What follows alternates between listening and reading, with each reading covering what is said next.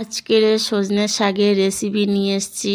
আমি আধ মগ মতো জল দিয়েছি, লবণ, হলুদ গুঁড়ো, লঙ্কার গুঁড়ো, কাঁচা পেঁয়াজ, কাঁচা লঙ্কা, শুকনো লঙ্কা সব দিয়ে আমি ভালো করে জলটা নিয়ে শাক বাছা ছিল শাকগুলো ঢেলে দিয়েছি।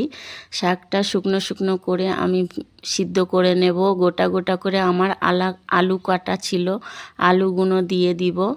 আলুগুলো দেওয়া হয়ে গেছে। এইবারে একটু সরপোষ চাপা দিয়ে দিতে হবে। শুকনো মতো হয়ে গেলে এইবারে আমি একটু খাওয়ার সোডা দিয়ে দিব। অল্প করে খাওয়ার সোডাটা দিতে হবে, না হলে বেশি গলে গেলে ভালো লাগবে না, নাল নাল মতো লাগবে।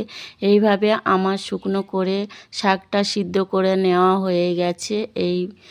এবারে আমি কড়াই দিব বসিয়ে, কড়া গরম হয়ে গেলে তেল দিতে হবে। রসুন লাগবে, রসুনটা একটু তেলের উপরে ভাজা ভাজা মতো করে নেব। বাদামির কালার মতো হয়ে যাচ্ছে। এইবারে শাকটা ঢেলে দিব। শাক ঢেলে দিয়েছি, শুকনো শুকনো করে ভাজা করে নিব। এইভাবে আপনারা শাক ভাজা করে খেয়ে দেখেন, ভালো লাগবে। ভিডিওটি ভালো লাগলে লাইক, কমেন্ট, সাবস্ক্রাইব করতে